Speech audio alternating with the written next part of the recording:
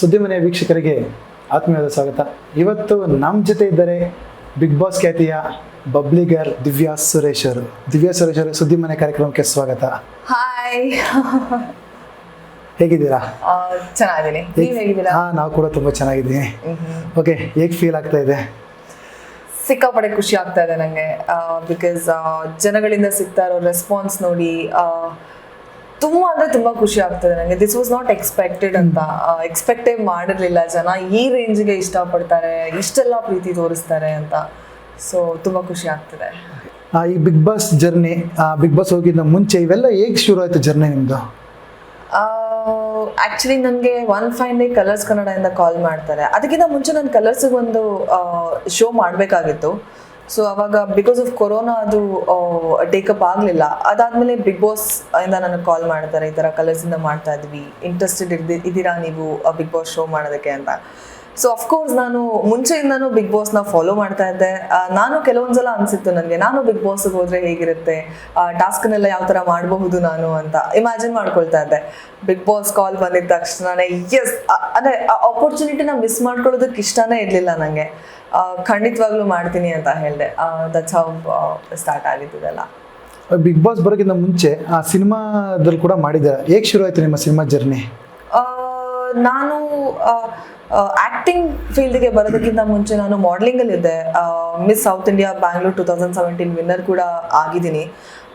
Of course ಒಂದ್ಸಲ ಮಾಡಲಿಂಗ್ಗೆ entry ಕೊಟ್ಟಾದ್ಮೇಲೆ ಅಲ್ಲಿ ಇಲ್ಲಿ ಆಡಿಷನ್ಸ್ಗಳು ಸ್ಟಾರ್ಟ್ ಮಾಡಿದೆ, ಆಡಿಷನ್ಸ್ ಅಟೆಂಡ್ ಮಾಡೋಕ್ಕೆ ಸ್ಟಾರ್ಟ್ ಮಾಡಿದೆ. ಆಮೇಲೆ ಸೀರಿಯಲ್ ಮಾಡಿದೆ. ಅದಾದಮೇಲೆ ಹಂಗೆ ಕಾಂಟ್ಯಾಕ್ಟ್ಸ್ ಎಲ್ಲ ಬಿಲ್ಡ್ ಆಗಿ ಸಿನಿಮಾನೂ ಮಾಡಿದೆ. ಇದೇ ಥರ. ಈಗ ನಿಮ್ದು ಯಾವ ಸಿನಿಮಾ ರಿಲೀಸ್ ರೆಡಿ ಇದೆ? ಇವಾಗ ಸದ್ಯಕ್ಕೆ ನಂದು ಕನ್ನಡದಲ್ಲಿ ರೌಡಿ ಬೇಬಿ ಅಂತ ಒಂದು ಸಿನಿಮಾ ರಿಲೀಸ್ಗೆ ರೆಡಿ ಇದೆ. ಪ್ರಾಬ್ಲಿ ಕೊರೋನಾದೆಲ್ಲ ಸ್ವಲ್ಪ ಕಡಿಮೆ ಆಗಾದ್ಮೇಲೆ ರಿಲೀಸ್ ಮಾಡೋಣ ಅಂತ ಪ್ಲಾನ್ ಮಾಡ್ತಾ ಇದ್ದೀವಿ. ನೆಕ್ಸ್ಟ್ ಅಪ್ಕಮಿಂಗ್ ಪ್ರಾಜೆಕ್ಟ್ಸ್ ಬಗ್ಗೆ ಆದರೆ? ನನ್ನ ಅಪ್ಕಮಿಂಗ್ ಪ್ರಾಜೆಕ್ಟ್ಸ್ ಇವಾಗ ಆ್ಯಕ್ಚುಲಿ ಜಸ್ಟ್ ಇವಾಗ ತಾನೇ ಬಂದಿದ್ದೀನಿ ಬಿಗ್ ಬಾಸ್ ಮನೆಯಿಂದ. ಅಫ್ಕೋರ್ಸ್ ನನಗೆ ಆಪರ್ಚುನಿಟೀಸ್ ಬಂದಿದೆ, 3-4 ಸಿನಿಮಾ ಕಾಲ್ಗಳು ಬಂದಿತ್ತು. ನೆಕ್ಸ್ಟ್ ಅವ್ರನ್ನ ಮೀಟ್ ಮಾಡಿ ಸ್ಟೋರಿ ಕೇಳಿ ಅದಾದಮೇಲೆ ಡಿಸೈಡ್ ಮಾಡ್ತೀನಿ ಏನು ಮಾಡಬಹುದು, ಏನು ಮಾಡಬೇಕು ಅಂತ. ಈಗ ಮನೇಲಿದ್ದಾಗ ಬಿಗ್ ಬಾಸ್ ತುಂಬ ನೆನಪಾಗ್ತಾ ಇರುತ್ತೆ. ಅಂದರೆ ಟಾಸ್ಕ್ ಇರ್ಬೋದು, ಇಲ್ಲ ಮಲಗಿರೋ ಟೈಮಲ್ಲಿ ಬಿಗ್ ಬಾಸ್ ಕೂಗೋ ಥರ ಏನೋ ಒಂದು ಕನಸು ಈ ಥರ ಎಲ್ಲ ಸಿಕ್ಕಾಪಟ್ಟೆ ನೆನಪಾಗುತ್ತೆ ನನಗೆ. ನಾನು ಆ್ಯಕ್ಚುಲಿ ಬೆಳಿಗ್ಗೆ ಎದ್ದ ತಕ್ಷಣ ಅಮ್ಮನ ಕೇಳ್ತೀನಿ, ವೇಕಪ್ ಸಾಂಗ್ ಆಯ್ತಾ ಇವತ್ತು ಅಂತ. ಇನ್ಫ್ಯಾಕ್ಟ್ ಅದೇ ಗುಂಗಲ್ಲಿದ್ದೀನಿ. ಬಿಗ್ ಬಾಸ್ ವಾಯ್ಸ್ನ ಸಿಕ್ಕಾಪಟ್ಟೆ ಮಿಸ್ ಮಾಡ್ಕೊಳ್ತಾ ಇದ್ದೀನಿ. ಅದೊಂಥರ ಬಿಗ್ ಬಾಸ್ ವಾಯ್ಸ್ ಮೇಲೆ ಲವ್ ಆಗ್ಬಿಟ್ಟಿತ್ತು ನಮಗೆಲ್ಲ. ಅಂದರೆ ಮನೆಯಲ್ಲಿ ನಮಗೆ ಬೇರೆ ವಾಯ್ಸ್ ಕೇಳ್ತಾ ಇದ್ದಿದ್ದೆ ಬಿಗ್ ಬಾಸ್ದು, ಅಂಟಿಲ್ ಸುದೀಪ್ ಸರ್ ಬಂದು ನಮ್ಮನ್ನು ಮಾತಾಡ್ಸೋವರೆಗೂ. ಸೊ ಸಿಕ್ಕಾಪಡೆ ಮಿಸ್ ಮಾಡ್ಕೊಳ್ತಾ ಇದ್ದೀನಿ ಬಿಗ್ ಬಾಸ್ ಮನೆನ. ಇನ್ನು ಅದರಲ್ಲೇ ಮುಳುಗಿದ್ದೀನಿ. ಅದರಿಂದ ಸ್ವಲ್ಪ ಹೊರಗಡೆ ಬರೋದಕ್ಕೆ ಟೈಮ್ ತಗೊಳ್ತಾ ಇದೆ. ಹೇಗಿತ್ತು ಸುದೀಪ್ ಅವ್ರನ್ನ ಮೀಟ್ ಮಾಡಿದಾಗ ಬಿಗ್ ಬಾಸ್ ಟೈಮಲ್ಲೆಲ್ಲ? ನಾನು ಚಿಕ್ಕ ವಯಸ್ಸಿಂದನೂ ಸುದೀಪ್ ಸರ್ಗೆ ದೊಡ್ಡ fan. I am a very huge fan of Sudeep sir. Sudeep ಸರ್ನ ಫಸ್ಟ್ ಇನ್ನಿಂಗ್ಸಲ್ಲಿ ಫಸ್ಟ್ ಡೇ ಮೀಟ್ ಮಾಡಿದಾಗ ಕಳ್ದೋಗ್ಬಿಟ್ಟಿದ್ದೆ ನಾನು. ಅಂದರೆ it was like a dream come true ನನಗೆ. ನಾನು ಅಂದ್ಕೊಂಡೇ ಇರಲಿಲ್ಲ ನಾನು ಸುದೀಪ್ ಸರ್ನೆಲ್ಲ ಮೀಟ್ ಮಾಡ್ತೀನಿ, ನಾನು ಸಿನಿಮಾ ಮಾಡ್ತೀನಿ, ಅಂದರೆ ಸಿನಿಮಾ ಫೀಲ್ಡಿಗೆ ಎಂಟ್ರಿ ಕೊಡ್ತೀನಿ, ಸುದೀಪ್ ಸರ್ನ ಮೀಟ್ ಮಾಡ್ತೀನಿ, ಅವ್ರಿಗೆ ಶೇಕ್ ಹ್ಯಾಂಡ್ ಮಾಡ್ತೀನಿ, ಹಗ್ ಮಾಡ್ತೀನಿ ಅಂತೆಲ್ಲ ಕನಸಲ್ಲೂ ಅಂದ್ಕೊಂಡಿರಲಿಲ್ಲ ನಾನು. ಸಿಕ್ಕಾಪಟ್ಟೆ ಖುಷಿ ಆಯಿತು ನನಗೆ ಸುದೀಪ್ ಸರ್ನ ಮೀಟ್ ಮಾಡಿದ್ದು. ಅವರು ನಮಗೆ ಏನೋ ಕೊಡ್ತಾ ಇದ್ದಿದ್ದ ಸಜೆಷನ್ಸ್ಗಳಾಗಿರ್ಬೋದು, ಎವ್ರಿ ಸ್ಯಾಟರ್ಡೇಸ್ ತಪ್ಪು ಮಾಡ್ತಾ ಇದ್ದಾಗ ತಪ್ಪು ಮಾಡಿದ್ಯಾ ಅಂತ ಹೇಳ್ತಿದ್ದಾಗಿರ್ಬೋದು, ಸರಿ ಮಾಡಿದಾಗ ಅಪ್ರಿಷಿಯೇಟ್ ಮಾಡಿದ್ದಾಗಿರ್ಬೋದು. ಅದೇನೋ ಒಂಥರ ನಾನು ಬಿಗ್ ಬಾಸ್ ಜರ್ನಿನೇ ನನಗೊಂಥರ ನನ್ನ ಕನಸ ಅಂತ ನನಗೆ ಫೀಲ್ ಆಗುತ್ತೆ ಕೆಲವೊಂದ್ಸಲ. ಹೇಗಿತ್ತು ಬಿಗ್ ಬಾಸಲ್ಲಿ ನೀವು ಕ್ಯಾಪ್ಟನ್ ಆಗಿರ್ಬೋದು, ಇಲ್ಲ ಟಾಸ್ಕ್ಗಳು ಮಾಡೋ ಟೈಮಲ್ಲಿ ಆ ಒಂದು ಜವಾಬ್ದಾರಿ ಹೇಗಿರುತ್ತೆ ಕ್ಯಾಪ್ಟನ್ ಆದಾಗೆಲ್ಲ? ಕ್ಯಾಪ್ಟನ್ಸಿದ್ ನಾನು ಹೇಳಲೇಬೇಕು. ಪ್ರಾಬಬ್ಲಿ ಬಿಗ್ ಬಾಸ್ ಮನೆಯಲ್ಲಿ ಮೊದಲನೇ ವಾರದಿಂದನೂ ನಾನು ಕ್ಯಾಪ್ಟನ್ ಆಗಬೇಕು ಅಂತ ಸಿಕ್ಕಾಪಟ್ಟೆ ಎಫರ್ಟ್ಸ್ ಹಾಕಿದುಂಟು. ಟಾಸ್ಕನ್ನೆಲ್ಲ ತುಂಬ ಚೆನ್ನಾಗಿ ಮಾಡ್ತಾ ಇದ್ದೆ ಕೂಡ. ಕ್ಯಾಪ್ಟನ್ ಆದಾಗ ನನಗೆ ತುಂಬ ಭಯ ಇತ್ತು. ಸ್ಯಾಟರ್ಡೇ ಸುದೀಪ್ ಸರ್ ಬಂದು ಎಲ್ಲಿ ಏನು ಹೇಳ್ತಾರೋ ಅನ್ನೋದು ಭಯ ಕೂಡ ಇತ್ತು. ಅಂದರೆ ಏನಾದ್ರು ತಪ್ಪು ಮಾಡಿದ್ರೆ ಅದನ್ನು ಹೇಳ್ತಿದ್ರಲ್ಲ. ಸೊ ಆ ಭಯದಲ್ಲೇ ನನ್ನ ಕ್ಯಾಪ್ಟನ್ಸಿನ ನಾನು ನಿಭಾಯಿಸ್ದೆ ಅಂತ ಅನ್ಸುತ್ತೆ. ಬಟ್ ಸಿಕ್ಕಾಪಟ್ಟೆ ಖುಷಿ ಆಯಿತು. ಅದು ಪ್ರೆಷರ್ ಇತ್ತಾ? ಸಿಕ್ಕಾಪಟ್ಟೆ ಪ್ರೆಷರ್ ಇತ್ತು. ಅಂದ್ರೆ ನಾನು ಯಂಗೆಸ್ಟ್ ಇದ್ದಿದ್ದು ಆ ಮನೆಯಲ್ಲಿ, ನಾನು ಯಂಗ್ ಇದ್ದಿದ್ದು. ನನ್ಕಿಂತ ಅಷ್ಟು ದೊಡ್ಡವ್ರನ್ನ ಹೇಗ್ ನಿಭಾಯಿಸೋದು, ಅಂದ್ರೆ ಟಾಸ್ಕ್ ಮಾಡಿ ಇದನ್ ಮಾಡಿ ಏನಾದ್ರು ತಪ್ಪು ಮಾಡಿದಾಗ ಹಂಗ್ ಮಾಡಂಗಿಲ್ಲ ಅಂತ ಹೆಂಗ್ ಹೇಳೋದು ನಾನು ಇವ್ರಿಗೆ, ಎಲ್ಲಿ ಏನ್ ಅನ್ಕೊಂಡ್ಬಿಡ್ತಾರೋ ಅನ್ನೋ ಭಯ ಕೂಡ ಒಳಗಡೆ ಇತ್ತು. ಬಟ್ ಸೋ ಫಾರ್ ಚೆನ್ನಾಗಿ ನಿಭಾಯಿಸಿದೀನಿ. ಖುಷಿ ಆಯ್ತು ನಂಗೆ. ಓಕೆ, ಬಿಗ್ ಬಾಸ್ ಅಲ್ಲಿ ಈಗ ನಿಮ್ದು ಮತ್ತೆ ಮಂಜು ಅವ್ರದ್ದು ಎಲ್ಲ ಕಡೆ ಆಗ್ತಾ ಇದೆ ಇವಾಗ. ಸೊ ಅದ್ರ ಬಗ್ಗೆ ಏನ್ ಹೇಳೋದಕ್ಕೆ ಇಷ್ಟಪಡ್ತೀರಾ? ಎಸ್, ಅಫ್ಕೋರ್ಸ್ ಬಿಗ್ ಬಾಸ್ ಮನೆಯಿಂದ ನಾನು ಏನ್ ಪಡ್ಕೊಂಡಿದ್ದೀನಿ ಅಂತ ಒಂದು ಪ್ರಶ್ನೆ ಕೇಳಿದಾಗ ನನಗೆ ಮಂಜು ಅವರ ಒಳ್ಳೆ ಗೆಳೆತನನ ನಾನು ಪಡ್ಕೊಂಡ್ ಬಂದಿದ್ದೀನಿ ಅಂತ ಹೇಳೋದಕ್ಕೆ ಪ್ರೌಡ್ ಫೀಲ್ ಮಾಡ್ತೀನಿ. ಮಂಜು ಹ್ಯಾಸ್ ಬೀನ್ ವೆರಿ ಇನ್ಸ್ಪೈರಿಂಗ್ ನನಗೆ. ನನ್ನ ಇನ್ಸ್ಪಿರೇಷನ್ ಅಂತ ಹೇಳ್ಕೊಂಡಿದ್ದೀನಿ ಕೂಡ. ಮಂಜು ಅವರು ಅವ್ರ ಜರ್ನಿ ನೋಡಿದ್ರೆ, ಅವರು ಜೀವನದಲ್ಲಿ ನೋಡ್ಕೊಂಡ್ ಬಂದಿರೋ ಒಂದು ಕಷ್ಟಗಳನ್ನ ನೋಡಿದ್ರೆ, ಅದನ್ನೆಲ್ಲ ಮೀರಿ ಬಿಗ್ ಬಾಸ್ ಅಂತ ಒಂದು ಸ್ಟೇಜಿಗೆ ಬಂದು ಅದು ವಿನ್ನಿಂಗ್ ಟೈಟಲ್ ತಗೊಳ್ಳೋದಿದೆಯಲ್ಲ, ಅದು ತಮಾಷೆನೇ ಅಲ್ಲ ಅಂತ ಅನ್ಸುತ್ತೆ. ಎಸ್, ಅಫ್ಕೋರ್ಸ್ ನಂದು ಮಂಜುದು ಕನೆಕ್ಷನ್, ನನ್ನ ಮತ್ತೆ ಮಂಜು ಮಧ್ಯ ಇರೋ ಬಾಂಡ್ ಸಿಕ್ಕಾಪಟ್ಟೆ ಸ್ಟ್ರಾಂಗ್ ಇದೆ. ನಾನು ಅನ್ಕೊಂಡೇ ಇರ್ಲಿಲ್ಲ ನನಗೆ ನಾನು ಮಂಜು ಅವ್ರ ಜೊತೆ ಕನೆಕ್ಟ್ ಆಗ್ತೀನಿ ಅಂತ. ಇನ್ಫ್ಯಾಕ್ಟ್ ಬಿಗ್ ಬಾಸ್ ಮನೆಯಲ್ಲಿ ಫಸ್ಟ್ ಡೇ ಇಂದ ಹಿಡಿದು ಬಿಗ್ ಬಾಸ್ ಕೊನೆ ದಿನವರೆಗೂ ನನಗೆ ನನಗೋಸ್ಕರ ಒಬ್ರು ಇದ್ರು ಅಂತಂದ್ರೆ ಅದು ಮಂಜು ಅವರು. ನನ್ನ ಒಂದು ಭಾವನೆಗಳಿಗೆ ಸ್ಪಂದಿಸ್ತಾ ಇದ್ರು. ನಾನು ಗೆದ್ದಾಗ ನನ್ಗಿಂತ ಜಾಸ್ತಿ ಅವ್ರು ಖುಷಿ ಪಡ್ತಾ ಇದ್ರು ಬಿಗ್ ಬಾಸ್ ಮನೆ ಒಳಗಡೆ. ನಾನು ತಪ್ಪು ಮಾಡಿದಾಗ ಅದನ್ನ ತಪ್ಪು ಮಾಡಿದ್ಯಾ ಅಂತ ಹೇಳಿ ಸರಿ ಮಾಡು ಅಂತೆಲ್ಲ ನನಗೆ ತಿಳಿಸ್ತಾ ಇದ್ರು. ಮೆಂಟಲಿ ನನಗೆ ತುಂಬಾನೇ ಸಪೋರ್ಟ್ ಮಾಡಿದ್ದಾರೆ ಬಿಗ್ ಬಾಸ್ ಮನೆ ಒಳಗಡೆ. Yes, he is the best, ನನ್ನ ಬೆಸ್ಟ್ ಫ್ರೆಂಡ್ ಮಂಜು ಅಂತ ಹೇಳೋದಕ್ಕೆ ನಾನು ಪ್ರೌಡ್ ಫೀಲ್ ಮಾಡ್ತೀನಿ. ಯಾವ ಟಾಸ್ಕ್ ತುಂಬಾ ಇಷ್ಟಪಟ್ಟು ಮಾಡಿದ್ರಿ, ಯಾವ ಟಾಸ್ಕ್ ತುಂಬಾ ಕಷ್ಟಪಟ್ಟು ಮಾಡಿದ್ರಿ? ಐ ಥಿಂಕ್ ಬಿಗ್ ಬಾಸ್ ಮನೆ ಒಳಗಡೆ ಎಲ್ಲಾ ಟಾಸ್ಕ್ನು ಸಿಕ್ಕಾಪಟ್ಟೆ ಇಷ್ಟಪಟ್ಟು ಮಾಡಿದೀನಿ. ಟಾಸ್ಕ್ ಮಾಸ್ಟರ್ ಅಂತಾನು ಕೂಗ್ತಾರೆ ನನಗೆ ಸುಮಾರು ಜನ. ಬಿಕಾಸ್ ಟಾಸ್ಕ್ ಅನ್ನೋದು ನಮಗೆ ತುಂಬಾ ಎಂಗೇಜಿಂಗ್ ಆಗಿ ಇಡಿಸ್ತಾ ಇತ್ತು ಬಿಗ್ ಬಾಸ್ ಮನೆಯಲ್ಲಿ. ಮೈಂಡ್ ಫ್ರೀ ಆಗ್ತಾ ಇತ್ತು. ನನಗೆ ಎಲ್ಲಾ ಟಾಸ್ಕ್ನು ಸಿಕ್ಕಾಪಟ್ಟೆ ಇಷ್ಟ ಆಗಿತ್ತು. ಬಟ್ ಅದು ನೀರೊಳಗಡೆ ನಾನು ಮತ್ತೆ ವೈಷ್ಣವಿ 19 hours ನಿಂತ್ಕೊಳ್ಳೋದು ತುಂಬಾ ಅಂದ್ರೆ ತುಂಬಾ ಕಷ್ಟ ಆಯ್ತು. ಅಟ್ ದ ಎಂಡ್ ಅದು ಮುಗ್ದಾದ್ಮೇಲೆ ಹೊರಗಡೆ ಬಂದಾದ್ಮೇಲೆ ತುಂಬಾ ಮನ್ಸಿಗೆ ಸಮಾಧಾನ ಕೊಟ್ಟಿದ್ದ ಟಾಸ್ಕ್ ಅದು. 19 hours ಒಂದೇ ಜಾಗದಲ್ಲಿ ನಿಂತ್ಕೊಳ್ಳೋದು ಅಂತಂದ್ರೆ ಸುಲಭದ ಮಾತೇ ಅಲ್ಲ. ತುಂಬಾ ಕಷ್ಟಪಟ್ಟು ನಿಂತ್ಕೊಂಡಿದ್ದ ಟಾಸ್ಕ್ ಅಂದ್ರೂ ಅದೇ, ತುಂಬಾ ಇಷ್ಟ ಆಗಿದ್ದ ಟಾಸ್ಕ್ ಅಂದ್ರೂ ಅದೇ ನನಗೆ. ಓಕೆ, ನಿಮ್ಗೆ ಮಂಜು ಅವ್ರು ಬಿಟ್ಟು ಬೇರೆ ಯಾರ ಜೊತೆ ಅಷ್ಟೊಂದು ಅಟ್ಯಾಚ್ ಆಗಿದ್ರೆ ಅಂದ್ರೆ ಬಿಗ್ ಬಾಸ್ ಇಂದ ಮನೆಗೆ ಹೋಗ್ಬೇಕಾದ್ರೆ ತುಂಬಾ ಕಷ್ಟ ಆಗಿದೆ ನಿಮ್ಗೆ ಅವ್ರನ್ನ ಕಳ್ಸೋದಕ್ಕೆ? ಪ್ರಿಯಾಂಕಾ ತಿಮ್ಮೇಶ್ ಅವರು. ನಾನು ಅವಳನ್ನ ಪಿಂಕಿ ಅಂತ ಕೂಗ್ತೀನಿ. ಪಿಂಕಿ ಬಿಗ್ ಬಾಸ್ ಮನೆಯಲ್ಲಿ ಎಲಿಮಿನೇಟ್ ಆದ್ಮೇಲೆ ನಾನು ಸಿಕ್ಕಾಪಟ್ಟೆ ಲೋನ್ಲಿ ಫೀಲ್ ಮಾಡಿದೆ. ಯಾಕೆ ಅಂತಂದ್ರೆ ಮಂಜುನ ಬಿಟ್ರೆ ಪಿಂಕಿ ಜೊತೆ ನಾನು ತುಂಬಾನೇ ಕನೆಕ್ಟ್ ಆಗ್ಬಿಟ್ಟಿದ್ದೆ. ಅಂದ್ರೆ ಮುಂಚೆಯಿಂದಾನೇ ಗೊತ್ತಿರೋ ತರ ಮುಂಚೆಯಿಂದಾನೇ ಗೊತ್ತಿರೋ ಫ್ರೆಂಡ್ಸ್ ತರ ಫೀಲಿಂಗ್ ಬರ್ತಾ ಇತ್ತು ನನಗೆ ಪಿಂಕಿ ಜೊತೆ ಮಾತಾಡ್ಬೇಕಾದ್ರೆ, ಅವಳ ಜೊತೆ ಕಳೆದಿರೋ ದಿನಗಳಾಗಿರ್ಬೋದು ಬಿಗ್ ಬಾಸ್ ಮನೆಯಲ್ಲಿ. ಅಂಡ್ ಇನ್ಫ್ಯಾಕ್ಟ್ ನಾನು ಪಿಂಕಿ ವೈಲ್ಡ್ ಕಾರ್ಡ್ ಎಂಟ್ರಿ ಆಗಿ ಬಂದಾಗ ನಾನು ಇವ್ರ ಜೊತೆ ಕನೆಕ್ಟೇ ಆಗಲ್ವೇನೋ ಅಂತ ಅನ್ಕೊಂಡಿದ್ದ ವ್ಯಕ್ತಿ ಜೊತೆ ನಾನು ಇವತ್ತು ಅವಳು ನನ್ನ ಬೆಸ್ಟ್ ಫ್ರೆಂಡ್ ಅಂತ ಕೂಗ್ತೀನಿ ಅಂತ ಹೇಳ್ತೀನಿ ಅಂತಂದ್ರೆ ಅದು ಸುಮ್ಮನೆ ಅಲ್ಲ. ಅದು ಅಂದ್ರೆ ಅಷ್ಟು ಅವ್ರದ್ದು ಲೈಫ್ ಜರ್ನಿನ ಶೇರ್ ಮಾಡ್ಕೊಂಡ್ರು, ನನ್ನ ಒಂದು ಲೈಫ್ ಜರ್ನಿನ ಅವ್ರ ಹತ್ರ ಶೇರ್ ಮಾಡ್ಕೊಂಡೆ. ತುಂಬಾನೇ ಕನೆಕ್ಟ್ ಆದ್ವಿ. ಅವ್ರು ಯೋಚನೆ ಮಾಡೋ ರೀತಿ ಮತ್ತೆ ನಾನು ಯೋಚನೆ ಮಾಡೋ ರೀತಿ, ಅವ್ರ ನೇರ ನುಡಿ ಮತ್ತೆ ನನ್ನ ನೇರ ನುಡಿ ಎಲ್ಲ ಒಂದೇ ತರ ಇರೋದ್ರಿಂದ ನಾನು ಪಿಂಕಿ ಸಿಕ್ಕಾಪಟ್ಟೆ ಕನೆಕ್ಟ್ ಆದ್ವಿ. ಇನಿಷಿಯಲಿ ಪಿಂಕಿ ಎಲಿಮಿನೇಟ್ ಆದ್ಮೇಲೆ ನಾನು ಸ್ವಲ್ಪ ನನ್ನ ಪರ್ಫಾರ್ಮೆನ್ಸ್ ಅಲ್ಲಿ ಏನೋ ಸ್ವಲ್ಪ ಡೌನ್ ಆಯ್ತು ನನ್ನ ಪರ್ಫಾರ್ಮೆನ್ಸ್. ಪಿಂಕಿನ ತುಂಬಾ ಮಿಸ್ ಮಾಡ್ಕೊಂಡೆ ನಾನು. ಆ ಬಿಗ್ ಬಾಸ್ ಎಂಟ್ರಿ ಹಾಕಿಂತ ಮುಂಚೆ ಎಷ್ಟು ವಾರ ಇರ್ತೀನಿ ಅಂತ ಅನ್ಕೊಂಡಿದ್ರಿ ನೀವು? ಬಿಗ್ ಬಾಸ್ ಎಂಟ್ರಿ ಹಾಕಿನ ಮುಂಚೆ ನಾನು ಹಾರ್ಡ್ಲಿ ಅಮ್ಮಮ್ಮ ಅಂದ್ರೂ 1 ತಿಂಗಳು ಇರ್ಬೋದಪ್ಪ ಅಂತ ಅನ್ಕೊಂಡಿದ್ದೆ. ಬಟ್ ಲಾಸ್ಟ್ ಫಿನಾಲೆ ವಾರದವರೆಗೂ ನಾನು ಇದ್ದೆ ಅಂತ ಹೇಳ್ಕೊಳ್ಳೋದಕ್ಕೆ ಪ್ರೌಡ್ ಫೀಲ್ ಮಾಡ್ತೀನಿ. ಅನ್ಕೊಂಡೇ ಇರಲಿಲ್ಲ ಇಷ್ಟು ದೊಡ್ಡ ಗಣ್ಯ ವ್ಯಕ್ತಿಗಳ ಮಧ್ಯ ನಾನು ಒಬ್ಳು ಹೋಗ್ಬಿಟ್ಟು ಲಾಸ್ಟ್ ಇನ್ನು ಫಿನಾಲೆಗೆ 3 ದಿನ ಇದೆ ಅನ್ನೋವಾಗ ಎಲಿಮಿನೇಟ್ ಆಗ್ತೀನಿ. ನಾನು ಕನ್ಸಲ್ಲೂ ಅನ್ಕೊಂಡಿರ್ಲಿಲ್ಲ ನಾನು ಫಿನಾಲೆವರೆಗೂ ಬರ್ತೀನಿ ಅಂತ. ಬಟ್ ನನಗೆ ಸಪೋರ್ಟ್ ಮಾಡಿ ಇಷ್ಟು ದೂರ ಎಲ್ಲರೂ ಕರ್ಕೊಂಡು ಹೋಗಿದ್ದೀರಾ, ಥ್ಯಾಂಕ್ ಯು ಸೋ ಮಚ್. ನಾನು ಫಾರ್ ಎವರ್ ಗ್ರೇಟ್ಫುಲ್ ಆಗಿರ್ತೀನಿ ಒಂದು ಇದಕ್ಕೆ. ಎಲ್ಲೋ ಒಂದ್ ಕಡೆ ಫೈನಲ್ ತುಂಬಾ ಮಿಸ್ ಮಾಡ್ಕೊಂಡ್ರೆ ಅನ್ಕೊಂತೀರಾ? ಎಲ್ಲ ಹೋಗ್ಬೇಕಿತ್ತ ಫೈನಲ್ ನೀವು? ಖಂಡಿತ. ಬಿಕಾಸ್ ನಾನು ಅನ್ಕೊಂಡಿದ್ದೆ ನಾನು ಟಾಪ್ 5 ಅಲ್ಲಿ ಇರ್ತೀನಿ ಅಂತ. ನಾನು ಹಾಕಿರೋ ಎಫರ್ಟ್ಸ್ ಆಗಿರ್ಬೋದು ಅಥವಾ ಏನೋ ನಂಗೆಲ್ಲೋ ಒಂದ್ ಕಡೆ ಇತ್ತು. ಇನ್ಫ್ಯಾಕ್ಟ್ ಮನೇಲೂ ಎಲ್ಲರೂ ಹೇಳ್ತಾ ಇದ್ರು ದಟ್ ನಾನು ಟಾಪ್ 5 ಅಲ್ಲಿ ಇರ್ತೀನಿ ಅಂತ. ಲಾಸ್ಟ್ ಅಲ್ಲಿ ಎಲ್ಲಿ ಮಿಸ್ ಆಯ್ತು ಏನು ಅಂತ ಗೊತ್ತಿಲ್ಲ. ಅನ್ಫಾರ್ಚುನೇಟ್ಲಿ ಟಾಪ್ 6ಗೆ ಹೊರಗಡೆ ಬರ್ಬೇಕಾಗಿತ್ತು. ಬಟ್ ಬೇಜಾರಾಯ್ತು. ಅಟ್ ದ ಸೇಮ್ ಟೈಮ್ ಹೊರಗಡೆ ಬಂದಾದ್ಮೇಲೆ ರೆಸ್ಪಾನ್ಸ್ಗಳು ಮತ್ತೆ ಜನದ ಪ್ರೀತಿ ನೋಡಾದ್ಮೇಲೆ ಪರವಾಗಿಲ್ಲ ಬಿಡು ಗುರು ಅಂತ ಅನ್ಸಿದುಂಟು. ಬಿಗ್ ಬಾಸ್ ಮನೇಲಿ ಏನ್ ನಾನು ತುಂಬಾ ಮಿಸ್ ಮಾಡ್ಕೊಂತ ಇದ್ರೆ? ನಾನು ಬಿಗ್ ಬಾಸ್ ಮನೆ ಒಳಗಡೆ ಇದ್ದಾಗ ನನಗೆ ಐಸ್ ಕ್ರೀಮ್ ಅಂದ್ರೆ ಸಿಕ್ಕಾಪಟ್ಟೆ ಇಷ್ಟ. ಯಾವ ಚಾಕ್ಲೇಟ್ ಮುಂದೆ ಏನೂ ಇಲ್ಲ. ಐಸ್ ಕ್ರೀಮ್ ಕೊಟ್ರೆ ನಾನು ದಿನ ಪೂರ್ತಿ ಕಳಿತೀನಿ. ಐಸ್ ಕ್ರೀಮ್ ತಿನ್ನೋದನ್ನ ತುಂಬಾ ಮಿಸ್ ಮಾಡ್ಕೊಂಡೆ ಬಿಗ್ ಬಾಸ್ ಮನೆಯಲ್ಲಿ. ಅಂಡ್ ಅಫ್ಕೋರ್ಸ್ ನನ್ನ ಪೆಟ್ ಡೂಡಲ್ ನ ತುಂಬಾ ಮಿಸ್ ಮಾಡ್ಕೊಂಡೆ. ನನ್ನ ಹತ್ರ ಪೆಟ್ ಇದೆ, ಡೂಡಲ್ ಅಂತ ಅವಳ ಹೆಸರು. ಅವಳನ್ನ ಸಿಕ್ಕಾಪಟ್ಟೆ ಮಿಸ್ ಮಾಡ್ಕೊಂಡೆ. ಕೆಲವೊಂದ್ಸಲ ಹತ್ತಿದ್ ಕೂಡ ಉಂಟು ನಾನು ಡೂಡಲ್ ನ ಮಿಸ್ ಮಾಡ್ಕೊಂತಾ ಇದ್ದೀನಿ ಅಂತ. ಬಿಗ್ ಬಾಸ್ ಮನೆಯಿಂದ ಹೊರಗಡೆ ಬಂದ್ಮೇಲೆ ಮೊದಲು ಯಾವ ವರ್ಕ್ ಮಾಡಿದ್ರಿ ಕೆಲಸ? ಅಂದ್ರೆ ಎಲ್ಲರೂ ಹೋಗೋದು ಪ್ಲೇಸ್ ಇರ್ಬೋದು, ಯಾರು ನೋಡೋದಿರ್ಬೋದು, ಮೀಟಿಂಗ್ ಇರ್ಬೋದು, ಈ ತರ. ಬಿಗ್ ಬಾಸ್ ಮನೆಯಿಂದ ಹೊರಗಡೆ ಬಂದಿದ ತಕ್ಷಣ ನಾನು ಅಫ್ಕೋರ್ಸ್ ನನ್ನ ಪೇರೆಂಟ್ಸ್ ನ ಮೀಟ್ ಮಾಡಿದ್ದು, ಅಮ್ಮನ ಮೀಟ್ ಮಾಡಿದ್ದು. ಅಲ್ಲಿಂದ ವಾಪಸ್ ಬಂದಾದ್ಮೇಲೆ ಚಿಕನ್ ನ ಮೀಟ್ ಮಾಡಿದೆ, ಚಿಕನ್ ತಿಂದೆ. ಸೊ ಅದಾದ್ಮೇಲೆ ಇಂಟರ್ವ್ಯೂಸ್ ಅದು ಇದು ಅಂತ ಬಿಸಿ ಆಗ್ಬಿಡುತ್ತೆ. ಇನ್ನು ಫ್ರೆಂಡ್ಸ್ ನ ಕೂಡ ಮೀಟ್ ಮಾಡಿಲ್ಲ ನಾನು. ಓಕೆ, ಇನ್ನು ಫ್ರೆಂಡ್ಸ್ ಮೀಟ್ ಮಾಡೋದು ಬೇರೆ ಇದೆ, ಪಾರ್ಟೀಸ್ ಬೇರೆ ಇರುತ್ತೆ, ಸರ್ಪ್ರೈಸಸ್ ಗಳಿರುತ್ತೆ. ಹೇಗಿತ್ತು ಹೊರಗಡೆ ಬಂದ್ಮೇಲೆ? ಈಗ ಫಸ್ಟ್ ಏನಾಯ್ತು ಆಫ್ ಬಿಗ್ ಬಾಸ್ ಅಲ್ಲಿ, ಕೋವಿಡ್ ಬಂದು ಕ್ಲೋಸ್ ಆಗೋಯ್ತು. ಸೊ ಮನೆಗೆ ಬಂದ್ಮೇಲೆ ನೀವು ಎಪಿಸೋಡ್ ನೋಡ್ಬೇಕಾದ್ರೆ ಯಾವ ತರ ಫೀಲ್ ಆಗ್ತಾ ಇತ್ತು ನಿಮ್ಗೆ? ಟು ಬಿ ಹಾನೆಸ್ಟ್, ನಾನು ಇನ್ನು ಒಂದ್ ಎಪಿಸೋಡು ನೋಡಿಲ್ಲ.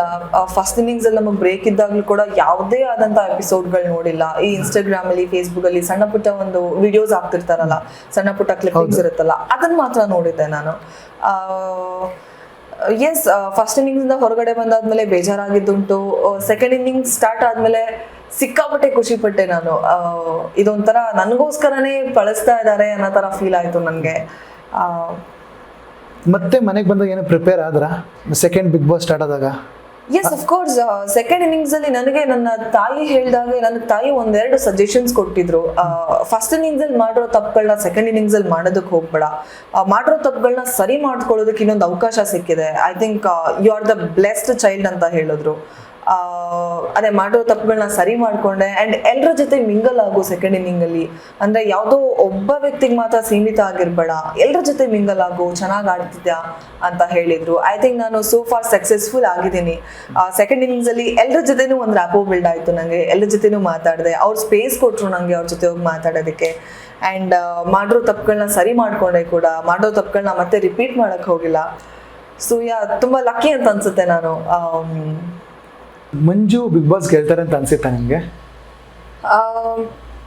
ಎಸ್, ಖಂಡಿತ ನನಗದೊಂದು ಹೋಪ್ ಇತ್ತು, ಮಂಜು ಅವರು ಬಿಗ್ ಬಾಸ್ನ ಗೆಲ್ತಾರೆ ಅಂತ. ಬಿಕಾಸ್ ಡೇ ಒನ್ ಇಂದನೂ ಅವ್ರು ಹಾಕಿರೋ ಎಫರ್ಟ್ಸ್, ಟಾಸ್ಕ್ ಅಂತ ಬಂದಾಗ ಅವರ ಇನ್ವಾಲ್ವ್ಮೆಂಟ್ಸ್ ಆಗಿರ್ಬೋದು, ಮನೆಯವ್ರನ್ನ ಎಂಟರ್ಟೈನ್ ಮಾಡೋದ್ರಲ್ಲಿ ಅವ್ರು ಹಾಕಿರೋವಂಥ ಒಂದು ಎಫರ್ಟ್ಸ್ ಆಗಿರ್ಬೋದು, ಮತ್ತೆ ಗ್ರೂಪ್ ಟಾಸ್ಕ್ ಅಂತ ಬಂದಾಗ ನಮ್ಮೆಲ್ಲರನ್ನೂ ಗೈಡ್ ಮಾಡೋ ರೀತಿ ಆಗಿರ್ಬೋದು, ಮತ್ತೆ ಮನೆಯವರೆಲ್ಲರಿಗೂ ಅವ್ರೊಂಥರ ಫೇವ್ರೇಟ್ ಆಗಿದ್ರು. ಅಂದ್ರೆ ಎಲ್ಲರ ಜೊತೆನೂ ಚೆನ್ನಾಗಿದ್ರು, ಯಾರ ಹಿಂದೆನೂ ಹೋಗ್ಬಿಟ್ಟೇನು ಮಾತಾಡ್ತಾ ಇರ್ಲಿಲ್ಲ. ಸೊ ಆ ಒಂದು ಕಾರಣದಿಂದ ಎಲ್ಲಾ ಕಡೆಯಿಂದಾನು ಮಂಜು ಒಂದ್ ಕಡೆ ಅಪ್ಪರ್ ಹ್ಯಾಂಡೇ ಇದ್ರು. ಸೊ ಅದರಿಂದ ಮಂಜು ಗೆಲ್ತಾರೆ ಅನ್ನೋ ಕಾನ್ಫಿಡೆನ್ಸ್ ಇತ್ತು ನಂಗೆ. ನೀವು ಬಿಗ್ ಬಾಸ್ ಅಲ್ಲಿ ಇದ್ದಾಗ ಒಂದು ಕವನ ಬರ್ತಿದ್ರಿ, ಬರೆದು ನೀವೇ ಕೂಡ ಓದಿದ್ರಿ ಅದನ್ನ. ಆಕ್ಚುಲಿ ಟೆಲಿಕಾಸ್ಟ್ ಆಗಿಲ್ಲ ಅದು. ಅದೀಗ ಸಖತ್ ಟ್ರೆಂಡಿಂಗ್ ಅಲ್ಲಿ ವೈರಲ್ ಆಗ್ಬಿಟ್ಟಿದೆ. ಸೊ ಅದ್ರ ಬಗ್ಗೆ ಏನ್ ಹೇಳ್ತೀರಾ? ಖಂಡಿತ ಸರ್, ನಾನು ಆಕ್ಚುಲಿ ಕವನನ ಮಂಜು ಅವ್ರಿಗಂತ ಬರ್ದಿದ್ದೆ. ಒಂದಿನ ನನ್ಗೂ ಮಂಜುಗೆ ಜಗಳ ಆಗ್ಬಿಟ್ಟಿತ್ತು, ಅಂದ್ರೆ ಸಣ್ಣ ಪುಟ್ಟ ಮನಸ್ತಾಪಗಳಿರುತ್ತಲ್ಲ. ಸೊ ಅವಾಗ ತುಂಬಾ ನೋವಾಗಿತ್ತು ನಂಗೆ ಮನ್ಸಿಗೆ. ಅವಾಗ ಕುತ್ಕೊಂಡು ಸುಮ್ನೆ ಬರೆಯೋಣ ಅಂತ ಕುತ್ಕೊಂಡಾಗ ಇದು ಸುಮ್ನೆ ಏನೋ ಒಂದ್ ಬರ್ದೆ. ಬಟ್ ಈ ಮಟ್ಟಕ್ಕೆ ಜನ ಇದನ್ನ ಇಷ್ಟಪಡ್ತಾರೆ ಅಂತ ನನಗೆ ಗೊತ್ತಿರ್ಲಿಲ್ಲ. ಒಂದೆರಡು ಲೈನ್ ಮೇಡಮ್ ಕವನ ಅದು. ಓಕೆ. ಮುಂಜಾನೆಯ ಮಂಜಲ್ಲಿ ನೆನೆದೆ ನಾನಿನ್ನಿಲ್ಲಿ, ಕಳೆದ ಆ ದಿನಗಳೇ ನೆನಪಾಗಿದೆ ನನಗಿಲ್ಲಿ, ಸ್ನೇಹದ ಆ ಹೆಸರಲ್ಲಿ ಕುಳಿತಿರುವೆ ಈ ಮನದಲ್ಲಿ, ಬರುವೆಯ ನೀ ಹಿಂದಿರುಗಿ ನಗಿಸಲು. ನೋಡ್ಕೊಂಡು ಹೇಳಿದ್ರೆ ಹೇಳ್ಬೋದು ಅನ್ಸುತ್ತೆ ನಾನು. ಬಿಗ್ ಬಾಸ್ ನಲ್ಲಿ ನಿಮ್ಗೆ ತುಂಬಾ ಇರಿಟೇಟ್ ಮಾಡ್ದಂತ ಯಾರು? ಅಯ್ಯೋ, ಮಂಜು ಮತ್ತೆ ಪ್ರಿಯಾಂಕಾ ನನ್ನ ಸಿಕ್ಕಾಪಟ್ಟೆ ಇರಿಟೇಟ್ ಮಾಡ್ತಾ ಇದ್ರು. ಅಂದ್ರೆ ಒಂಥರ ಟಾಮ್ ಅಂಡ್ ಜೆರಿ ತರ ಇತ್ತು ನನ್ನ ಮತ್ತೆ ಮಂಜು ಅವ್ರ ಕಾಂಬಿನೇಷನ್, ನನ್ನ ಮತ್ತೆ ಪ್ರಿಯಾಂಕಾ ಅವ್ರ ಕಾಂಬಿನೇಷನ್ ಕೂಡ ಸಿಕ್ಕಾಪಟ್ಟೆ ಇರಿಟೇಟ್ ಮಾಡ್ತಾ ಇದ್ರು ನಂಗೆ. ರೇಗ್ಸೋದು ಒಂಥರ ಆ ಥರದ್ದೆಲ್ಲ ತುಂಬಾ ಚೆನ್ನಾಗಿತ್ತು. ನೀವು ಬಿಗ್ ಬಾಸ್ ಹೊರಗಡೆ ಬಂದ್ಮೇಲೆ ಮಂಜು ಅವ್ರಿಗೆ ಓಟ್ ಹಾಕಿ ಅಂತ ಕೂಡ ಒಂದು ವಿಡಿಯೋ ಮಾಡಿದ್ರಿ. ಪ್ಲಸ್ ಮಂಜುಗಿದ್ದ ಕೂಡ ತುಂಬಾ ಸಖತ್ ಸೆಲೆಬ್ರೇಟ್ ಮಾಡಿದ್ರಿ, ಅದೆಲ್ಲ ಕಡೆ ಕೂಡ ವೈರಲ್ ಆಗಿತ್ತು. ಹೌದು, ಅಷ್ಟು ಖುಷಿ ಆಗಿತ್ತು ನಿಮ್ಗೆ? ಹೌದು ಸರ್, ಖಂಡಿತ ಸಿಕ್ಕಾಪಟ್ಟೆ ಖುಷಿ ಆಗಿತ್ತು. ಸಿನ್ಸ್ ನನಗೆ ಮಂಜು ಹಾಕಿದ ಎಫರ್ಟ್ಸ್ ನನಗೆ ಗೊತ್ತಿತ್ತು. ಸಿನ್ಸ್ ನನಗೆ ಮಂಜುಗೆ ತುಂಬಾ ಒಳ್ಳೆ ಒಂದು ಬಾಂಡ್ ಇದೆ, ಒಳ್ಳೆ ಒಂದು ಕನೆಕ್ಷನ್ ಇರೋದ್ರಿಂದ ನನಗೆ ಗೊತ್ತಿತ್ತು ಮಂಜು ಎಷ್ಟು ಚೆನ್ನಾಗಿ ಆಡ್ತಾ ಇದ್ದಾರೆ, ಯಾವ ತರ ಇದ್ ಮಾಡ್ತಾ ಇದಾರೆ ಅಂತ. ಮಂಜು ಗೆದ್ದಾಗ ಸಿಕ್ಕಾಪಟ್ಟೆ ಖುಷಿ ಆಯ್ತು. ಅದೊಂಥರ ಮಂಜು ಗೆದ್ದಿದ್ ನಾನೇ ಗೆದ್ದಿದ್ದೀನೇನೋ ಅನ್ನೋ ತರ ಫೀಲ್ ಆಯ್ತು. ಅಫ್ಕೋರ್ಸ್ ಸರ್, ನಿಮ್ಮ ಒಂದು ಫ್ರೆಂಡ್ ಆಟನ ಗೆದ್ದಾಗ, ಅಥವಾ ಆಟ ಅಂತಾನೆ ಬಿಡಿ, ಜೀವನದಲ್ಲಿ ಸಕ್ಸಸ್ಫುಲ್ ಆದಾಗ ನಾವು ಫ್ರೆಂಡ್ ಆಗಿ ಅವ್ರ ಸಂತೋಷನ ನಾವು ಸೆಲೆಬ್ರೇಟ್ ಮಾಡಿಲ್ಲ ಅಂತಂದ್ರೆ ನಾವು ಫೇಕ್ ಆಗ್ಬಿಡ್ತೀವಿ. ಅದೊಂದು ಫ್ರೆಂಡ್ಶಿಪ್ಗೆ ಬೆಲೆನೇ ಇರಲ್ಲ. ನಮ್ಮ ಫ್ರೆಂಡ್ ಗೆದ್ದಾಗ ನಾವು ಖುಷಿ ಪಡೋದೇ ಒಂದು ಫ್ರೆಂಡ್ಶಿಪ್ ಅಂತ ನಾನು ಭಾವಿಸ್ತೀನಿ ಸರ್. ಅಂಡ್ ನನಗೆ ಸಿಕ್ಕಾಪಟ್ಟೆ ಖುಷಿ ಆಯ್ತು ಮಂಜು ಗೆದ್ದಿದ್ದು, ನಾನೇ ಗೆದ್ದಿದ್ದೀನೋ ಅನ್ನೋಷ್ಟು ಖುಷಿ ಆಯ್ತು. ನೆಕ್ಸ್ಟ್ ನೀವು ಇಬ್ರು ಕಾಂಬಿನೇಷನ್ ಯಾವ್ದು ಸಿನಿಮಾ ಬರ್ಬೋದಾ? ಬರಬಹುದು. ಒಪ್ಕೊಂತೀರಾ ಆ ಥರ ಬಂದ್ರೆ? ಖಂಡಿತ ಒಪ್ಕೊಳ್ತೀನಿ. ಎಲ್ಲರೂ ಹೇಳ್ತಾ ಇದ್ರು ನಂದು ಮಂಜು ಕಾಂಬಿನೇಷನ್ ತುಂಬಾ ಚೆನ್ನಾಗಿದೆ ಅಂತ. ಸಿನಿಮಾ ಏನಾದ್ರು ಬಂದ್ರೆ ಖಂಡಿತ ಒಪ್ಕೊಳ್ತೀನಿ ನಾನು. ಓಕೆ, ಬಿಗ್ ಬಾಸ್ ಮನೆಯಲ್ಲಿ ಸುದೀಪ್ ಅವರು ತುಂಬಾ ಜನಕ್ಕೆ ಒಳ್ಳೊಳ್ಳೆ ಸಜೆಷನ್ ಕೊಟ್ಟಿದ್ದಾರೆ. ಅದ್ರಲ್ಲಿ ನಿಮ್ಗೆ ಮನಸ್ಸಲ್ಲಿ ಇರುವಂಥದ್ದು ಯಾವ್ದು? ಅವ್ರೊಂದು ಈ ತರ ಹೇಳಿದ್ದಾರೆ, ಇದೇ ತರ ನಡ್ಕೊಬೇಕು ನಾವು. ನನಗೆ ಪ್ರತಿ ಶನಿವಾರ ಸುದೀಪ್ ಸರ್ ಬಂದಾಗ ಅವರು ಆಡುವಂತ ಮಾತುಗಳು ಯಾವಾಗ್ಲೂ ಇನ್ಸ್ಪೈರಿಂಗ್ ಆಗೇ ಇರುತ್ತೆ. ಅವ್ರು ಕೊಟ್ಟಿರುವಂತ ಸಜೆಷನ್ಸ್ ಇದುವರೆಗೂ ಎಲ್ಲಾನು ನಮ್ಮ ಜೀವನದಲ್ಲಿ ನಾವು ಅದನ್ನ ಅಳವಡಿಸ್ಕೊಬೇಕು ಅಂತಾನೆ ಅನ್ಸಿದೆ ಸರ್. ಪರ್ಟಿಕ್ಯುಲರ್ ಆಗಿ ಇದು ಒಂದೇ ನನಗೆ ತುಂಬಾ ಇಷ್ಟ ಆಯ್ತು, ಇದನ್ನ ನಾನು ಅಳವಡಿಸ್ಕೊಂಡಿದೀನಿ ಅಂತಲ್ಲ, ಅವ್ರು ಕೊಟ್ಟಿರೋ ಎಲ್ಲಾ ಸಜೆಷನ್ಸ್ ನಾನು ತುಂಬಾ ಸೀರಿಯಸ್ ಆಗಿ ತಗೊಂಡಿದ್ದೀನಿ ಜೀವನದಲ್ಲಿ. ಅಂಡ್ ಸುದೀಪ್ ಸರ್ ನನಗೊಂದು ಮಾತು ಹೇಳಿದ್ರು, ಜೀವನದಲ್ಲಿ ಪೇಷನ್ಸ್ ಅನ್ನೋದು ತುಂಬಾ ಮುಖ್ಯ. ಪರ್ಸೆಪ್ಷನ್, ನಾವು ಯಾವುದೇ ಒಂದು ಸಂದರ್ಭನ ಅಥವಾ ಯಾವುದೇ ಒಂದು ವ್ಯಕ್ತಿನ ನೋಡ್ಬೇಕಾದ್ರೆ ಪರ್ಸೆಪ್ಷನ್ ಅನ್ನೋದು ತುಂಬಾ ಇಂಪಾರ್ಟೆಂಟ್ ಆಗುತ್ತೆ ಅಂತ ಹೇಳಿದ್ರು. ಅದು ತುಂಬಾನೇ ನಿಜ ಅಂತ ಅನ್ಸಿದೆ ಕೂಡ ನಂಗೆ. ಅದು ಒಂದನ್ನ ತುಂಬಾ ಅಳವಡಿಸ್ಕೊಂಡಿದ್ದೀನಿ ನಾನು ಲೈಫಲ್ಲಿ. ಕೆಲವು ಜನ ಹೆಸರು ಹೇಳ್ಕೊಂಡು ಹೋಗ್ತೀನಿ, ಅವ್ರ ಬಗ್ಗೆ ಒಂದು ವರ್ಡ್ ಏನ್ ಅನ್ಸತ್ ನಿಮ್ಗೆ ಅಂತ? Arvind sportsman. Prashanth Sambargi sir ಮಾತು ಚೆನ್ನಾಗಿ ಆಡ್ತಾರೆ. ಈಸ್ ವೆರಿ ಇನ್ನಸೆಂಟ್ ಅಂತ ನನ್ಗೆ ಅನ್ಸುತ್ತೆ. ಶಂಕರ್ ಅಶ್ವಥ್ ಸರ್ ಜೊತೆ ಅಷ್ಟೊಂದು ನನಗೆ ಒಡನಾಟ ಇರ್ಲಿಲ್ಲ. ಮನೆಗೆ ಒಂಥರ ತಂದೆ ಇದ್ದಾಗೆ ಶಂಕರ್ ಸರ್. ಚಕ್ರವರ್ತಿ ಸರ್ ಕೂಡ ನನಗೆ ತುಂಬಾ ಇಷ್ಟ. ನನಗೆ ಅವನ ತಂದೆ ಸ್ಥಾನನ ಪರಿಪೂರ್ಣ ಮಾಡಿದ್ರು ಬಿಗ್ ಬಾಸ್ ಮನೆಯಲ್ಲಿ. Vaishnavi very calm and composed ಹುಡುಗಿ ಅಂತ ನನಗೆ ಅನ್ಸುತ್ತೆ. ದಿವ್ಯಾ ನಂಗೊಂಥರ ಬ್ರದರ್ ಫೀಲಿಂಗ್ ಕೊಡ್ತಾರೆ ಡಿಯು ನಂಗೆ. ಶುಭ ಒಂಥರ ಕ್ಯೂಟ್ ಆಗಿ ಮನೆಯಲ್ಲಿ ಕುಂದಾಡ್ಕೊಂಡಿರ್ತಾ ಇದ್ದಿದ್ದು ಹುಡುಗಿ. ರಾಜಿ ಜೊತೆ ಕೂಡ ತುಂಬಾ ಒಡನಾಟ ಇರ್ಲಿಲ್ಲ. ಅಂದ್ರೆ is good from the heart ಅಂತ ನಂಗೆ ಅನ್ಸುತ್ತೆ. ನಿರ್ಮಲಾ ಅಕ್ಕ ಕೂಡ ಅಷ್ಟೊಂದು ಒಡನಾಟ ಇರ್ಲಿಲ್ಲ. She also a good friend. Nidhi straightforward, very sweet friend of mine. Shamanth Bro Gowda ಹಾಡ್ನ ತುಂಬಾ ಚೆನ್ನಾಗಿ ಬರೀತಾರೆ, ಹಾಡ್ನ ತುಂಬಾ ಚೆನ್ನಾಗಿ ಆಡ್ತಾರೆ, ಒಳ್ಳೆ ಹುಡುಗ. ರಘು ಒಂಥರ ನನಗೆ ಬಿಗ್ ಬಾಸ್ ಮನೆಯಲ್ಲಿ ಮಗ ಅಂತ ಕೂಗ್ತಾ ಇದ್ದಿದ್ದು, ಅದೊಂಥರ ಚಡ್ಡಿ ದೋಸ್ತರ ಫೀಲಿಂಗ್ ಕೊಡ್ತಾರೆ ರಘು ಅವ್ರು ನನಗೆ. ಮಂಜು ಪಾವಗಡನ ಬಗ್ಗೆ ಏನ್ ಹೇಳ್ಬೇಕು ಸರ್, ಎಲ್ರಿಗೂ ಗೊತ್ತಿದೆ.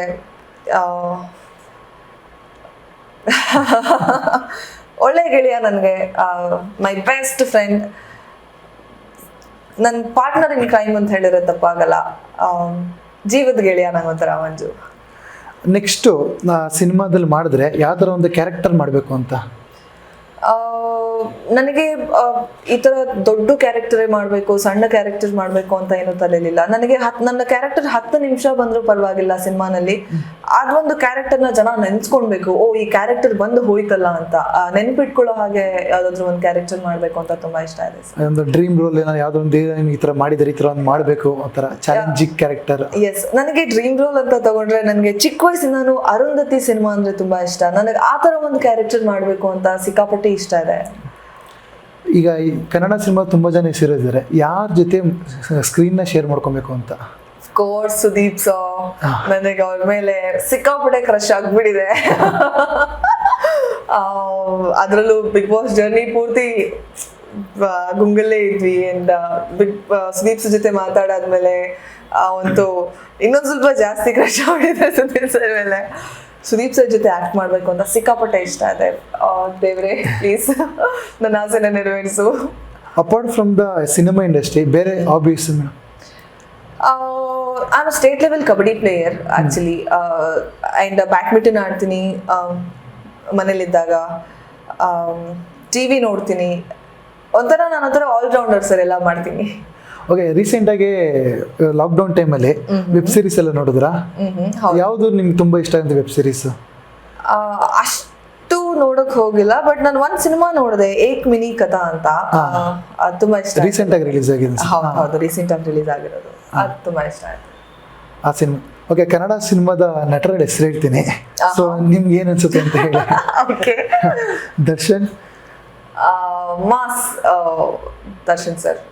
ಪುನೀತ್ ಸರ್ ವೆರಿ ಹ್ಯಾಂಡ್ಸಮ್ ಅಂತ ನಂಗೆ ಅನ್ಸುತ್ತೆ.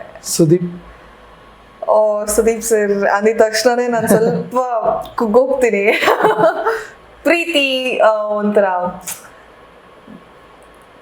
ಹೆಂಗ್ ಹೇಳಕ್ ನಂಗೆ ಸುದೀಪ್ ಸರ್ ಬಗ್ಗೆ ಹೇಳಕ್ ಮಾತೇ ಬರ್ತಿಲ್ಲ. ಶಿವಣ್ಣ ರೆಸ್ಪೆಕ್ಟ್. ಯಶ್ ನೋಡಕ್ ತುಂಬಾ ಚೆನ್ನಾಗಿದ್ದಾರೆ ಯಶ್ ಸರ್. ಒಂಥರ ಅಮೋಲ್ ಬೇಬಿ ತರ ಫೀಲಿಂಗ್ ಬರುತ್ತೆ. ಧ್ರುವ ಸರ್ಜಾ. ನನಗೆ ಧ್ರುವ ಸರ್ಜಾ ಸರ್ ಅಂದ್ರೂ ಸಿಕ್ಕಾಪಟ್ಟೆ ಇಷ್ಟ. ಅವ್ರ ಜೊತೆನೂ ಸಿನಿಮಾ ಮಾಡ್ಬೇಕು ಅಂತ ತುಂಬಾ ಇಷ್ಟ ಇದೆ. ಅದ್ದೂರಿ ಸಿನಿಮಾ ನೋಡಿ ತುಂಬಾ ಲವ್ ಆಗ್ಬಿಟ್ಟಿದ್ದೆ ನನಗೆ ಧ್ರುವ ಸರ್ ಮೇಲೆ. ಉಪೇಂದ್ರ ಸರ್ ಅಗೇನ್ ರೆಸ್ಪೆಕ್ಟ್ ಜಾಸ್ತಿ ಇದೆ ನಂಗೆ ಉಪ್ಪಿ ಮೇಲೆ. ಗಣೇಶ್ ಸ್ವೀಟ್ ಹಾರ್ಟ್ ತರ ಒಂದು ಮುದ್ದು ತರ ಫೀಲಿಂಗ್ ಬರುತ್ತೆ ಗಣೇಶ್ ಸರ್ ನಾ ನೋಡಿದಾಗ. ನೀವು ಕನ್ನಡದಲ್ಲಿ ಯಾವ ಒಬ್ಬ ಹೀರೋಯಿನ್ ತುಂಬಾ ಇಷ್ಟಪಡ್ತೀರಾ? ಎಲ್ರೂ ಇಷ್ಟಪಡ್ತೀನಿ ನಾನು. ಫೇವ್ರೆಟ್, ಇವ್ರು ನಂಗೆ ಫೇವ್ರೆಟ್, ಅವ್ರು ನಂಗೆ ಫೇವ್ರೆಟ್ ಅಂತ ಏನಿಲ್ಲ ಸರ್, ಎಲ್ರೂ ಇಷ್ಟ ಆಗ್ತಾರೆ. ಸಿನಿಮಾ ಕೂಡ ಎಲ್ಲ ಲ್ಯಾಂಗ್ವೇಜಸ್ ನೋಡ್ತೀರಾ ಸಿನಿಮಾಸ್? ಹೌದು, ಖಂಡಿತ. ಓಕೆ, ಬೇರೆ ಲ್ಯಾಂಗ್ವೇಜಸ್ ಅಲ್ಲೂ ಕೂಡ ತುಂಬಾ ಇಷ್ಟ ಆಗಿರೋಂಥ ನಟರು ಇದ್ದೇ ಇರ್ತಾರೆ ನಿಮ್ಗೆ ಕೂಡ. ಯಾರು ಇಷ್ಟ ನಿಮಗೆ ಈಗ ಅಪಾರ್ಟ್ ಫ್ರಮ್ ದಿ ಕನ್ನಡ ಅಂದ್ರೆ? ನನಗೆ ದೀಪಿಕಾ ಪಡುಕೋಣೆ ಅಂದ್ರೆ ತುಂಬಾ ಇಷ್ಟ. ಅವ್ರ ಹೈಟ್, ಅವ್ರ ಪರ್ಸನಾಲಿಟಿ ಏನ್, ಅವ್ರ ಆಕ್ಟಿಂಗ್ ಸಿಕ್ಕಾಪಟ್ಟೆ ಇಷ್ಟ. ನೀವು ಫಾಲೋ ಮಾಡಿದ್ರೆ ಯಾವ ಹೀರೋಯಿನ್ ಫಾಲೋ ಮಾಡ್ತೀರಾ? ಒಂದು ಸ್ಟೈಲಿಶ್ ಆಗಿರ್ಬೋದು, ಲುಕ್ಸ್ ಅಲ್ಲಿ ಇರ್ಬೋದು, ಓಕೆ ಈ ತರ ಇರ್ಬೇಕು ನಾನು, ದೀಪಿಕಾ ಪಡುಕೋಣೆ ಅವ್ರನ್ನೇ ಫಾಲೋ ಮಾಡ್ತೀರಾ? ಫಿಲಮ್ ಬಂದಿಲ್ಲ ಅಂದ್ರೆ ಏನ್ ಮಾಡ್ತಾ ಇದ್ರಿ? ಇನ್ ಕೇಸ್ ನಾನು ಫಿಲ್ಮ್ ಇಂಡಸ್ಟ್ರಿಗೆ ಬಂದಿರಲಿಲ್ಲ ಅಂತ ಹೇಳಿದಿದ್ರೆ ನನಗೆ ಪೈಲಟ್ ಆಗಬೇಕು ಇಲ್ಲ ಪೊಲೀಸ್ ಡಿಪಾರ್ಟ್ಮೆಂಟಲ್ಲಿ ಕೆಲಸ ಮಾಡಬೇಕು ಅಂತ ಸಿಕ್ಕಾಪಟ್ಟೆ ಇಷ್ಟ ಆಯಿತು. Because of my height police ಡಿಪಾರ್ಟ್ಮೆಂಟಲ್ಲಿ ಕೆಲಸ ಮಾಡಬೇಕು ಅಂತ ಇಷ್ಟ ಆಯಿತು. ಫ್ಯಾಮಿಲಿ ಸಪೋರ್ಟ್ ಎಲ್ಲ ಹೇಗಿದೆ ಮೇಡಮ್ ನಿಮ್ಗೆ ಇದಕ್ಕೆ?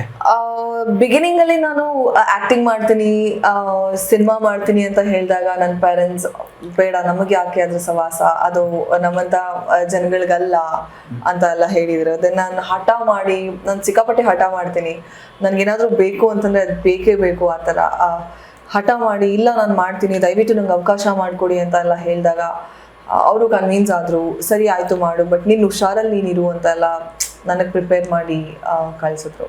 ನಿಮ್ಮ ಚೈಲ್ಡ್ಹುಡ್ ಬಗ್ಗೆ ಹೇಳ್ಬೇಕಾ? ನಿಮ್ಮ ಎಜುಕೇಶನ್ ಎಲ್ಲಿ ಆಗಿದ್ದು? ನಿಮ್ಮ ನೇಟಿವ್ ಎಲ್ಲ ಯಾವುದು? ನನ್ನ ನೇಟಿವ್ ಬಂದು ಬ್ಯಾಂಗ್ಳೂರೇ, ಕನಕಪುರ ರೋಡ್, ಮರಳ್ವಾಡಿ ಅಂತ. ನಾನು ಹುಟ್ಟಿದ್ದು ಮರಳ್ವಾಡಿನಲ್ಲಿ, ಬೆಳೆದಿದ್ದೆಲ್ಲ ಬ್ಯಾಂಗ್ಳೂರಲ್ಲಿ. ನಾನು ಸ್ಕೂಲ್ ಮಾಡಿದ್ದು ರಾಮಕೃಷ್ಣ ಅಂತ ಶಾಲೆನಲ್ಲಿ. PU ಮಾಡಿದ್ದು, PU ಮತ್ತು ಡಿಗ್ರಿ ಮಾಡಿದ್ದು ವಿಜಯಪುರ ಯೂನಿವರ್ಸಿಟಿ ಕಾಲೇಜಲ್ಲಿ, ಬಸವನಗುಡಿ ಇದು. ಚಿಕ್ಕ ವಯಸ್ಸಿಂದನೂ ನಾನು ನನ್ನ ಶಾಲೆಯಲ್ಲಿ ರಂಗಭೂಮಿ ಕಲಾವಿದೆ ನಾನು. ಅಂದರೆ ಸುಮಾರು ನಾಟಕಗಳನ್ನ ಮಾಡ್ಕೊಂಡು ಬಂದಿದ್ದೀನಿ. That's how I got into acting ಅಂತ ಹೇಳಿದ್ರು ತಪ್ಪಾಗಲ್ಲ.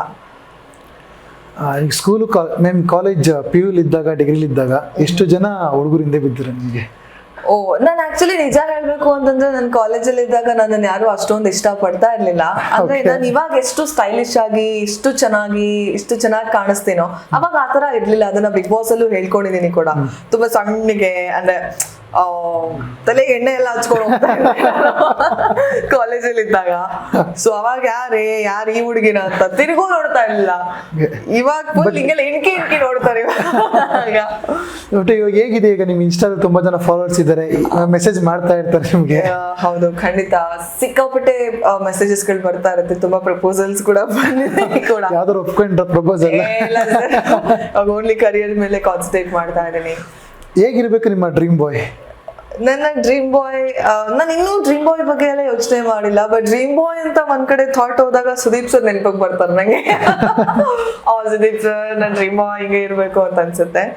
ಬಟ್ ನನ್ನ ಡ್ರೀಮ್ ಬಾಯ್ ನನ್ನ ಒಂದು ಲೈಫ್ ಪಾರ್ಟ್ನರ್ ಆಗಿ ಚೂಸ್ ಮಾಡ್ಕೊಳ್ಳುವಂಥ ವ್ಯಕ್ತಿ ನೋಡೋಕ್ ಚೆನ್ನಾಗಿಲ್ಲ ಅಂದ್ರೂ ಪರವಾಗಿಲ್ಲ, ನನ್ನನ್ನ ಕೇರ್ ಮಾಡಬೇಕು. Because I am a sort of a person. ನನಗೆ 10% ಪ್ರೀತಿ ಕೊಟ್ರೆ ಇನ್ ರಿಟರ್ನ್ ನಾನು 100% ಪ್ರೀತಿ ಕೊಡ್ತೀನಿ.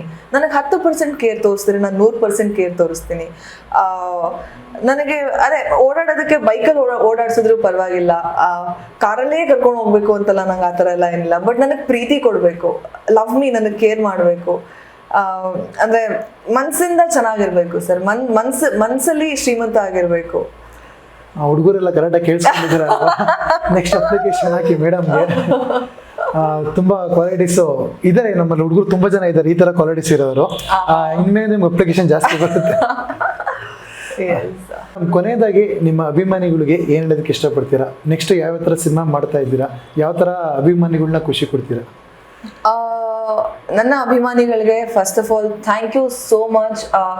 ಇಷ್ಟು ದಿನ ನೀವು ನನಗೆ ಸಪೋರ್ಟ್ ಮಾಡಿ ಇಷ್ಟು ದೂರ ಕರ್ಕೊಂಡ್ ಬಂದಿರೋದಕ್ಕೆ. ಬಿಗ್ ಬಾಸ್ ಮನೆಗೆ ಹೋಗೋಕ್ಕಿಂತ ಮುಂಚೆ ದಿವ್ಯಾ ಅಂತಂದ್ರೆ ಯಾರಿಗೂ ಗೊತ್ತೇ ಇರಲಿಲ್ಲ. ಇವಾಗ ದಿವ್ಯಾ ಅಲ್ಲ, ನನ್ನನ್ನ ಇನ್ನೊಂದು ಹೆಸರು ಕೂಡ ಕೊಟ್ಟಿದ್ದೀರಾ, DS ಅಂತ ಕೂಗ್ತೀರಾ ನೀವೆಲ್ಲ ನನ್ನನ್ನ. Thank you so much. ಇದೇ ತರ ಸಪೋರ್ಟ್ ಮಾಡ್ತಾ ಇರಿ. ಇನ್ನು ಮುಂದೆ ನೀವು ಹೇಳಿದಾಗೆ ಒಳ್ಳೆ ಒಳ್ಳೆ ಸ್ಟೋರೀಸ್ನ ಚೂಸ್ ಮಾಡ್ತೀನಿ, ಒಳ್ಳೆ ಸ್ಕ್ರಿಪ್ಟ್ನ ಚೂಸ್ ಮಾಡ್ತೀನಿ, ಎಂಟರ್ಟೈನ್ ಮಾಡ್ತೀನಿ ಸಿನಿಮಾಗಳನ್ನ ಮಾಡೋದ್ರ ಮುಖಾಂತರ. Thank you so much. ನಿಮ್ಮ ಪ್ರೀತಿಗೆ ನಾನು ಯಾವಾಗಲೂ ಚಿರಋಣಿ ಆಗಿರ್ತೀನಿ. ಥ್ಯಾಂಕ್ ಯು ಮೇಡಮ್, ನಮ್ಮ ಸುದ್ದಿ ಮನೆಗೆ ಬಂದು ಇಷ್ಟೊತ್ತು ನಿಮ್ಮ ಸಮಯ ನಮ್ಮ ಜೊತೆ ಸ್ಪೆಂಡ್ ಮಾಡಿದ್ದಕ್ಕೆ thank you so much. Thank you so much sir, ನನಗೂ ಸಿಕ್ಕಾಪಟ್ಟೆ ಖುಷಿ ಆಯಿತು. ತುಂಬ ಲೈವ್ಲಿ ಆಗಿತ್ತು ನಿಮ್ಮ ಜೊತೆ ಕಾನ್ವರ್ಸೇಷನ್ ಮಾತಾಡಬೇಕಾದ್ರೆ. Thank you so much.